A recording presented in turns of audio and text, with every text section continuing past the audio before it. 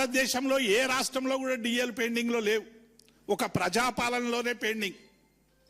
రేవంత్ ప్రజాపాలనలోనే 6 DL pending. 6 DL అంటే 3 సంవత్సరాల నుంచి డిఎల్ లేవు.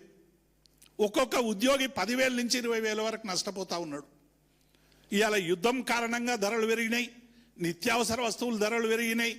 ఇన్ని పెరిగినా ఒకవైపు హెల్త్ కార్డు ఇవ్వరు, పిఆర్సీ బెనిఫిట్స్ ఇవ్వరు, ఇంకొక వైపు డిఏ ఇవ్వరు.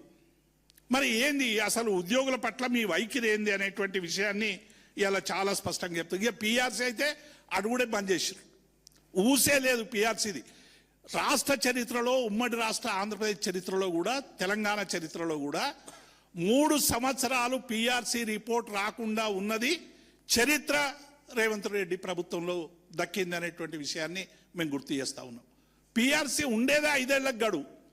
మీరు కమిటీ రిపోర్ట్ ఇవ్వడానికే 3 ఏళ్ల గడువు తీసుకుంటే మరి పిఆర్సీ ఎప్పుడు అమలు అవుతుంది, ఎప్పుడు ఇస్తారు? ఈ విషయాలన్నీ కూడా మేము చాలా స్పష్టంగా అడుగుతా ఉన్నాం.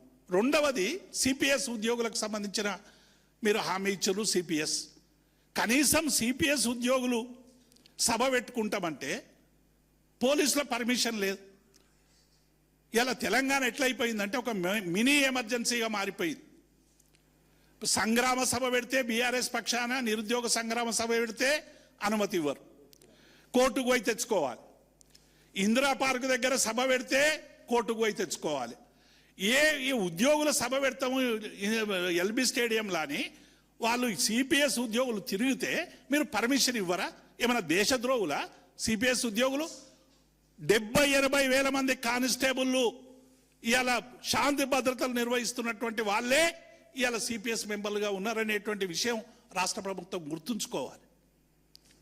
ఇవాళ 3 లక్షల మంది ఉద్యోగులు సిపిఎస్ ఉద్యోగులు ఉంటే మీరు మేనిఫెస్టోలో పెట్టి వాళ్ళకి హామీ ఇచ్చి 3 ఏళ్ళు అయింది, ఇవ్వరు, దాన్ని పట్టించుకోరు, ఇప్పటి వరకు కమిటీ అయ్యారు. కనీసం సభ పెట్టుకొని ప్రజల దృష్టికి తీసుకొద్దామని సభ పెడితే కూడా మీరు కోర్టుకు పోయేదాకా పర్మిషన్ ఇవ్వరా? ఇది ఎమర్జెన్సీ విధించరా? రేవంత్ రెడ్డి ప్రజాపాలనలో ప్రజాస్వామ్యాన్ని మంటగలుపుతున్నారా? పోలీస్ రాజ్యంగా మార్చేస్తున్నారా? గా సనత్ నగర్ టిమ్స్ ఆసుపత్రికి పోతామంటే మా శ్రీనివాస్ యాదవ్ గారిని, మా శ్రీనివాస్ గౌడ్ని, మా హరీష్ రావు గారిని ఇంటికంటే కాలు బయటకు పెట్టకముందే అరెస్ట్ చేస్తున్నారు. అంటే ఆసుపత్రులు చూడొద్దు, ప్రజలకు చెప్పొద్దు,